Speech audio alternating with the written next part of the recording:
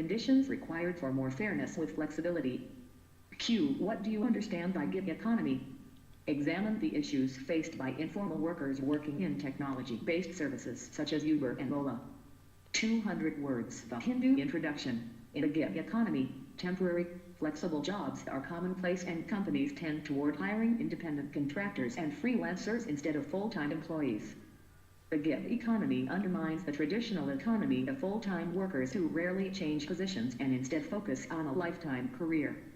Due to the large numbers of people willing to work part-time or temporary positions, the result of a gig economy is cheaper, more efficient services such as Uber or Airbnb for those willing to use them. Cities tend to have the most highly developed services and are the most entrenched in a gig economy. What factors contribute to a gig economy? In the modern digital world, it's becoming increasingly common for people to work remotely or from home. This facilitates independent contracting work, as many of those jobs don't require the freelancer to come into the office to work. Employers also have a wider range of applicants to choose from, as they don't necessarily have to choose to hire someone based on their proximity. Additionally, computers have developed to the point that they can take the place of the jobs people previously held.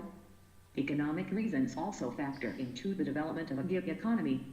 In many cases, employers cannot afford to hire full-time employees to do all the work they need done, so they hire part-time or temporary employees to take care of busier times or specific projects.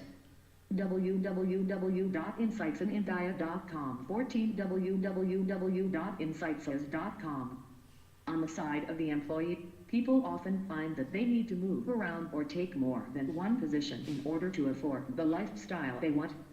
People also tend to change careers many times throughout their lives, so the gig economy is the reflection of this occurring on a large scale. Issues faced by formal workers. Those who don't engage in using technological services such as the internet tend to be left behind by the benefits of the gig economy, while not all employers tend toward hiring contracted employees.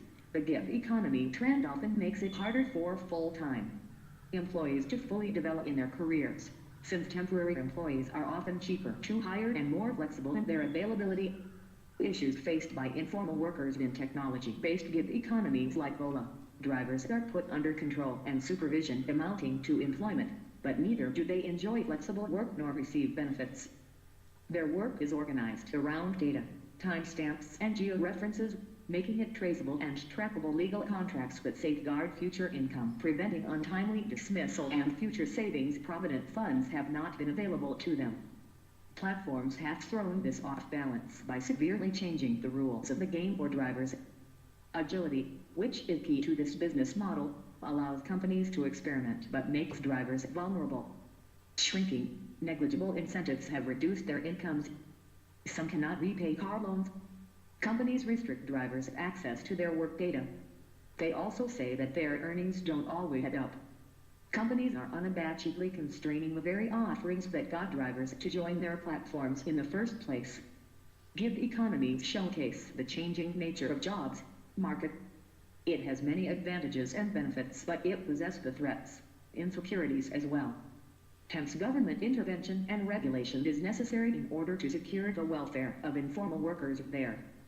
Q. The Union Cabinet recently approved the Code on Wages Bill, which proposes to make minimum wages a statutory right for all citizens. Discuss merits and demerits of this bill. 200 words. Live ementic introduction. The Code on Wages Bill, which proposes to make minimum wages a statutory right for all citizens, has been passed. The bill proposes a monthly minimum wage to be set across India, which will be binding on all the states. Once it is passed, the states cannot set a minimum wage lower than the one set by the central government. The proposed Code on Wages will subsume, for extant acts, the Minimum Wages Act of 1948, the Payment of Wages Act of 1936, the Payment of Bonus Act of 1965, and the Equal Remuneration Act of 1976. The bill is aimed at reducing disparity in minimum wages across geographical regions and sectors. Merits. The proposed wage code bill is the first serious venture in labor law reform. The bill recognizes that a universal minimum wage across India and across different sectors does not work, and proposes that a minimum wage set can be augmented based on the skill required. the arduousness of the work assigned to the worker, geographical location of the place of work, and other factors which the appropriate government considers necessary. www.insightsinIndia.com 15 www.insightsis.com. The bill does mention that the new national minimum wage is applicable to both the organized as well as the unorganized sector. Industries may opt for more mechanization, which will be good for the economy as productivity will go up, but it will also mean fall in employment. Demerits. Though the actual minimum wage is yet to be set by the central government, there are indications that it will be significantly higher than the current wage rate. This will invariably result in either retrenchment of employees or a significant slowdown in new hiring for both. Several studies conducted across the world corroborate this key insight and show that minimum wages actually lead to higher unemployment in the economy. At a time when India is facing job losses and the rate of creation of new jobs is a serious concern, the higher minimum wage will only worsen the situation. Implementation of minimum wages for the unorganized sector has always been problematic, and the bill does not specify any details of how it proposes to fix the implementation gaps. India uses more capital-intensive techniques of production in manufacturing than countries at similar levels of development and with similar factor endowments, including China and even the US, which is a capital-abundant country. The higher minimum wage will skew the labor-capital ratio further. Given India's labor laws are already very restrictive, imposing one more condition will only make it more difficult for companies, especially smaller ones, to function efficiently. The proposed hike in minimum wages is a good attempt on the part of the government. But if the government really wants to help both the current crop and the future generation of employees, it should solely focus on easing labor laws, facilitating formalization of the economy, and focus on reducing regulatory hurdles for businesses. Topic: Inclusive Development. Q. Discuss the implications of right to privacy judgment on financial inclusion.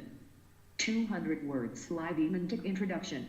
Privacy had emerged as a contentious issue while the Apex Court was hearing a batch of petitions challenging the center's move to make Odd-Hater mandatory for availing government schemes. In 2015, Attorney General, while defending the Odd-Hater project that seeks to assign every resident a biometric ID, argued that Indians have no right to privacy under the Indian Constitution. This shocked observers and legal experts. The government's claim would set back the privacy debate by over 50 years. Over decades, the Supreme Court has in its judgments read the right to privacy into the Constitution. The highest court in doing so had recognized that without a right to privacy, the right to liberty and freedom of expression cannot survive. The government's claim threatened our basic rights. A 9-judge Constitution bench of the Supreme Court ruled that privacy is a fundamental right in a verdict that would have implications for everything from data protection to sexual preference. The right to privacy is an intrinsic part under Article 21 that deals with the right to life and liberty, the top court ruled. It overturned 2 earlier verdicts to the extent that they say there is no fundamental right to privacy. As India uses Odd-Hater to advance financial inclusion efforts, it is essential that both privacy and financial interests of the poor are protected. Implications on financial inclusion. Positive. The data protection law is especially important at this early stage in the development of databases, policies, and systems in India that rely upon Odd-Hater. www.insightsinIndia.com 16 www.insightsis.com. While Odd-Hater promises to bring improvements in the delivery of services to poor people and underserved communities, it could also facilitate the collection of massive amounts of information, which would expose vulnerable consumers to privacy risks, competing factors that well-crafted legislation can address.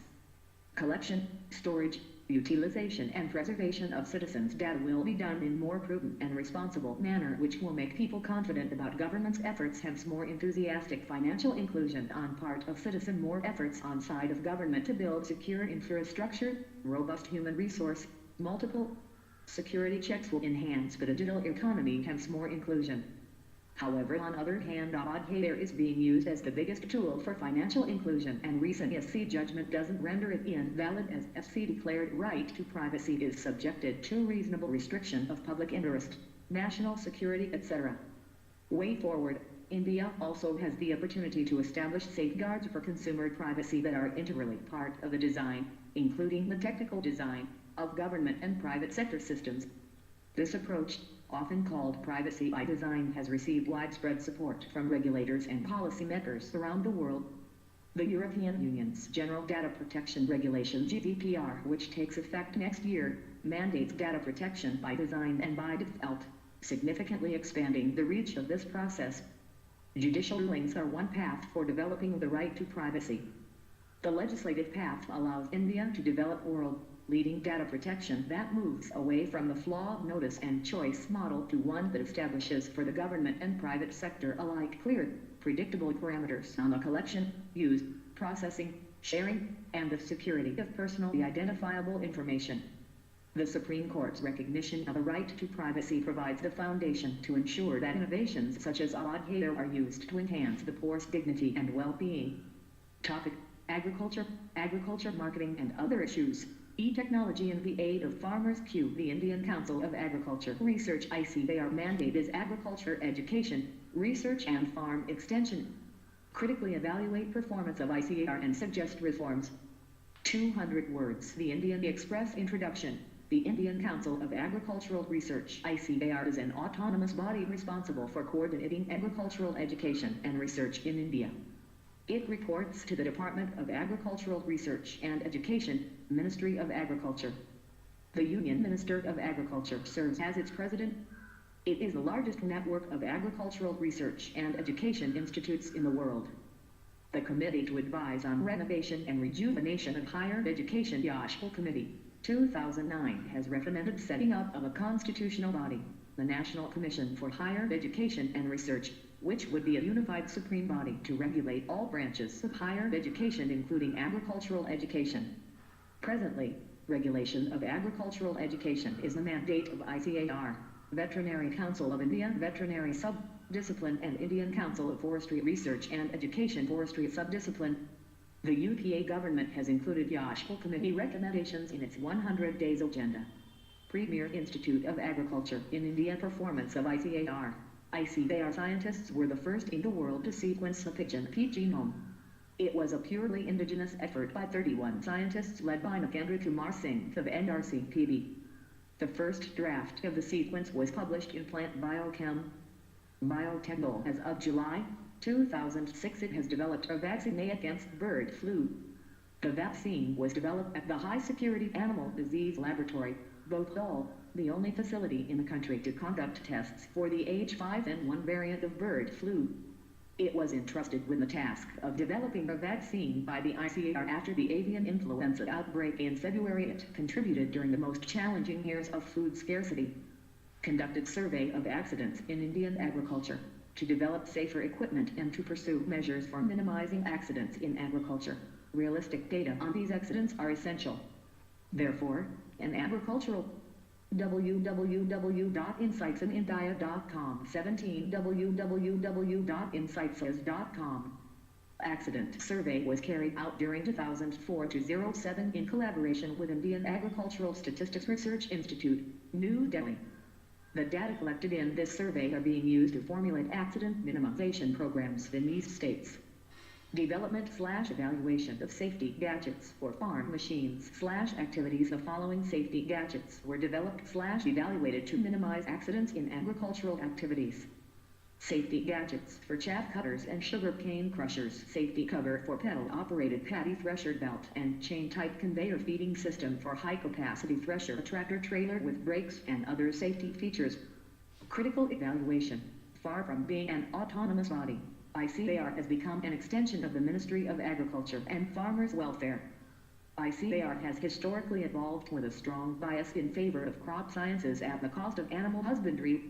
Research that focuses on agriculture productivity without an alignment to its socio-economic consequences and farmer prosperity is passé. Yields for irrigated crops like rice and wheat are comparable with the best in the world, but research on grain federal farms, pulses, oil seeds, fruits and vegetables lags considerably. Evolving consumer preferences, changing the narrative from farm to food, environmental impact, climate resilient agriculture require a reorientation of priorities and mindsets. The capacities for market intelligence and forecasting model have not been cultivated. The deterioration in agriculture education is deplorable. Some state agriculture universities, SAU, are even conducting courses in fashion design. More appalling are the over 1,000 unregulated private agriculture colleges which have sprouted across the nation. Many are without proper labs, infrastructure, or farmland. As agriculture is a state subject, ICAR/central government jurisdiction doesn't apply to these proliferating private profiteers. They thrive because states haven't enacted a regulatory framework.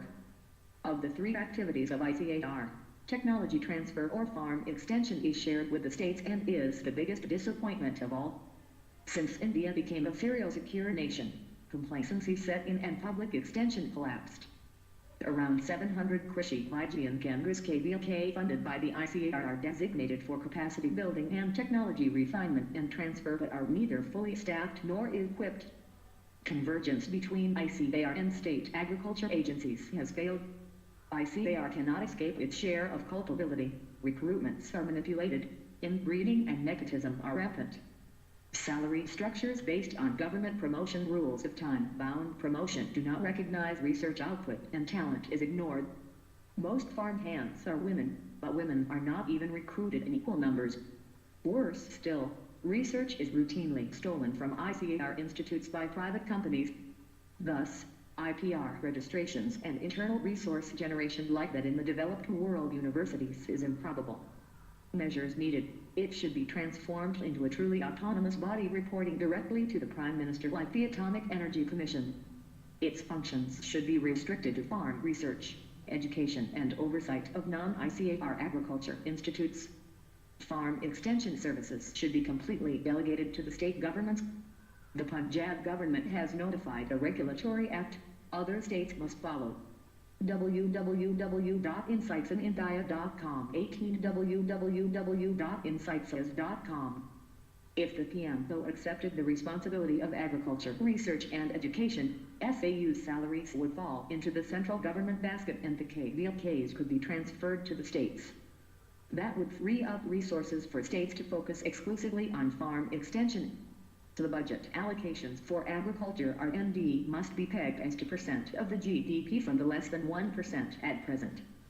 But, most importantly, a metric to audit outcomes and establish accountability.